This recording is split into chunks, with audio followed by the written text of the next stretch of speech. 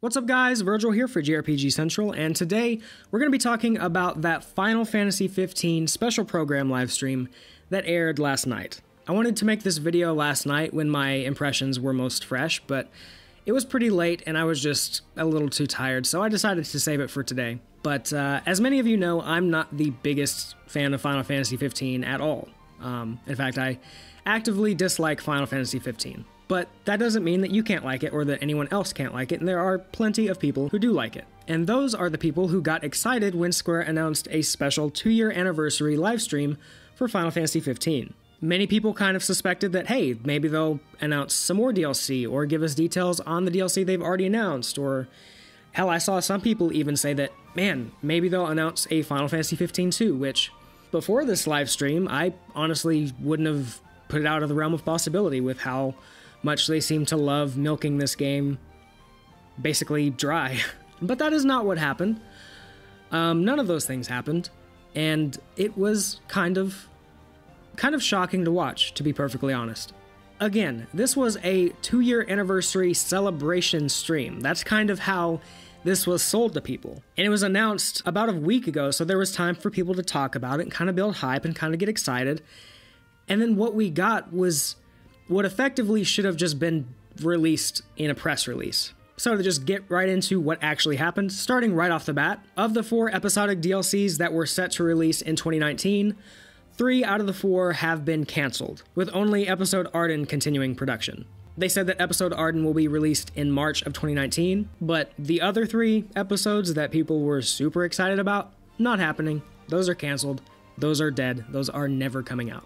This was already shocking enough, but on top of that, they announced that Hajime Tabata is leaving Square Enix and Luminous Studios, effective as of October 31st. So as of this point, he's actually been out of the company for around a week. But he had an entire statement, of which I'll try to throw some of it up on the screen right now, but if you want to know his full words and his full thoughts, I recommend you go find it online. I thought the statement was really nice.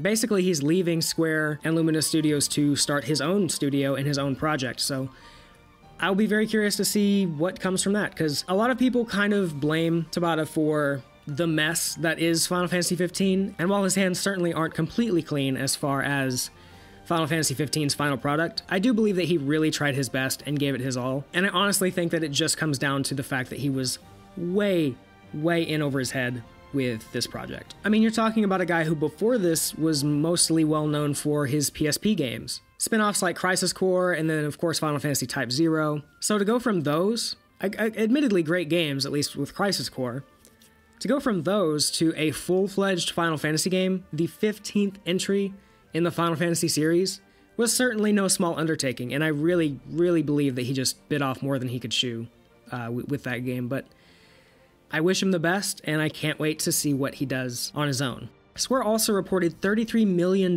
in losses for the second quarter of 2018. That is apparently tied to this DLC, seeing as how they canceled the DLC and are kind of restructuring. And I gotta ask, this news, along with the recent Telltale news, does this mean that players don't want episodic content? I mean, we are in the age of Netflix and binging. Like, I'm not so sure that people really want episodic content anymore. They certainly don't in their TV shows, so why would they want it in their games when they never really had it in their games to begin with until recently?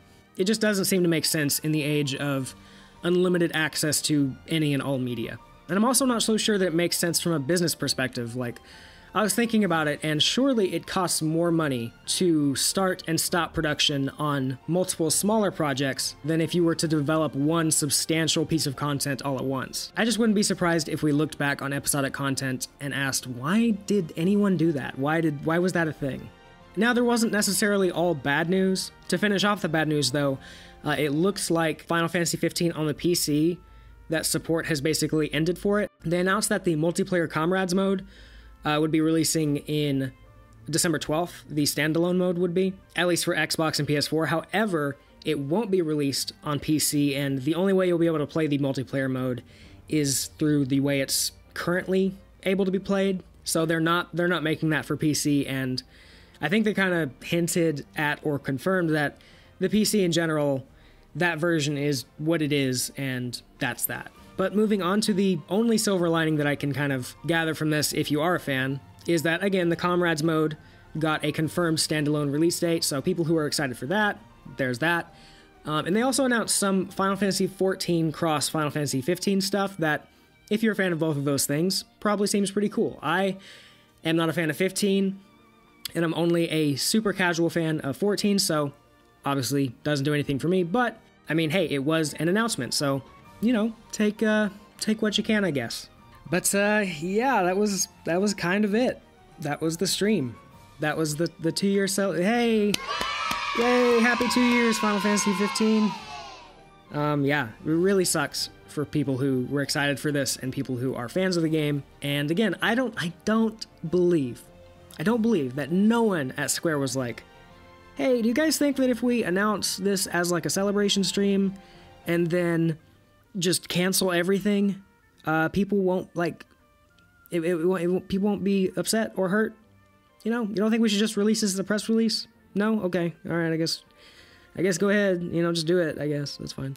How could they not see this? How could they not see that they were setting expectations for something and then not only not delivering on it, but doing the opposite of delivering on it by just canceling it? I don't understand this. I don't understand. I say I don't understand, yet this is the same company that is apparently constantly surprised when their classic turn-based JRPGs sell really well. It's shocking to them. They're like, why are you guys buying these? We've never made these. You guys don't like us for this. You like us for Hitman and Tomb Raider. And Final Fantasy 15. Except apparently not. Anyway, going off on a tangent. Let me know what you guys thought of the stream. If any of you guys are fans of 15, does this really sting for you? I assume it does. Out of the canceled episodes, which one were you looking forward to playing most? Let me know in the comments down below. Remember, if you enjoyed the video, be sure to give it a thumbs up, as it really helps out the channel.